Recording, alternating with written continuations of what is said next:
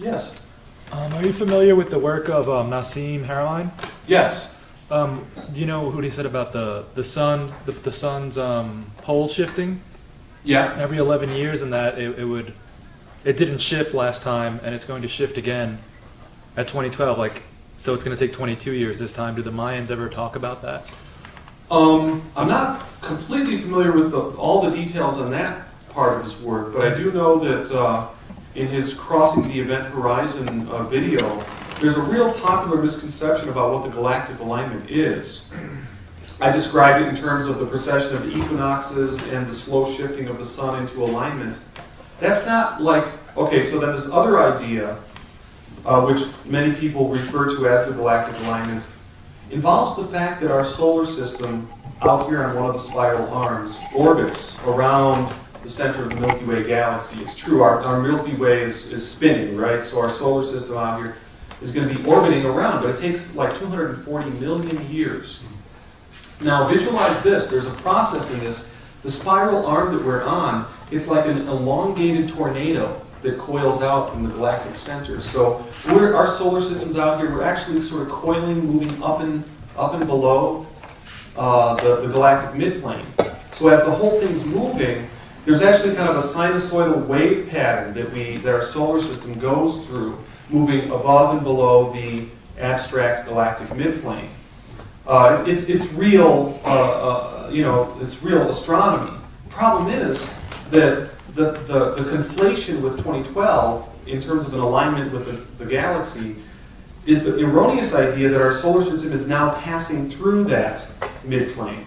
In fact, we're not even near it. We're 50 light years above it, and it would take something on the order of 250,000 years to actually pass through there. So it kind of doesn't work in terms of a model for anything in 2012. It's not connected with 2012 in any kind of way.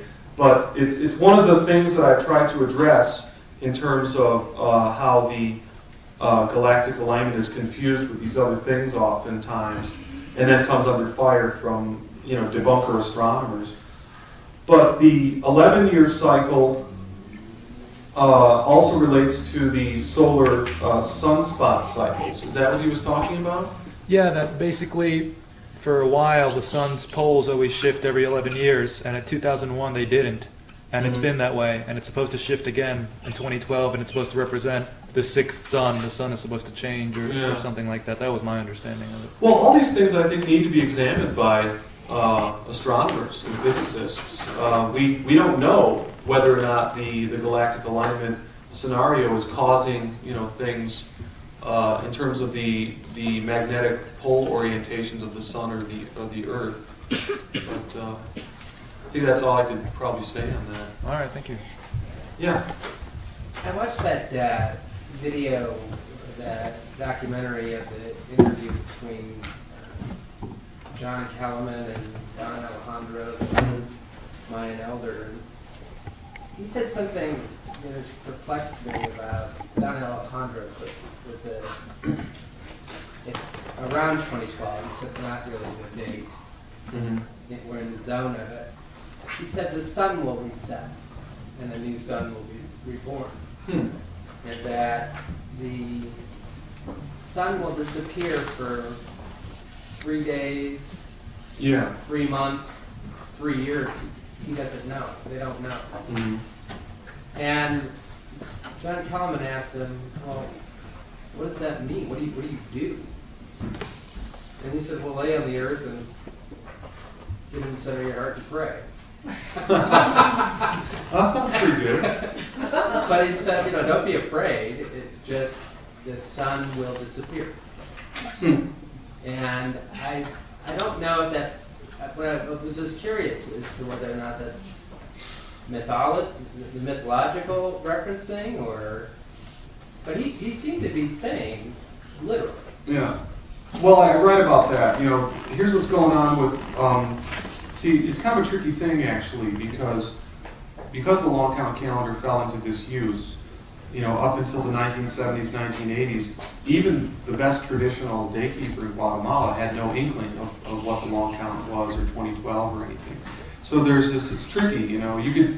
It doesn't appear that there's any fragments surviving in terms of lore that would be passed down, you know, from in some kind of lineage from elders or something like that. So it's pretty clear that a lot of times what happens is that, you know, modern Maya leaders like Don Alejandro and others are trying to figure it out. You know, they're trying to think about what 2012 could mean. And a lot of times they're adopting material from outside sources. Now, there's this interesting process going on where it's fascinating to observe, actually. You know, they're trying to figure it out. I think the consensus lately is that sort of like it's almost like a reflection of what you do find in the Maya creation mythology. Like when I've examined that with an eye towards the archetypal structure in the Joseph Campbell kind of way, you find that it's about transformation and renewal, but you have to perform sacrifices. Now that's a hot button word, I know, but the teaching is really around sacrificing the illusions that keep one connected to the previous cycle and how to facilitate the birth of the new sun. And it's amazing to watch Maya scholars, Maya leaders, you know, sort of starting to figure out what the consensus is going to be on 2012. I can read, you know, what Don Alejandro said. He says that we have several prophecies concerning the time we are living in, and it is in fulfillment of the prophecies that we are here today. I will mention some of them. At the time of the 13 Baktun is the time of the return of our ancestors and the return of people of wisdom. That time is now. Another one says, arise, everyone stand up. Not one nor two groups be left behind the rest.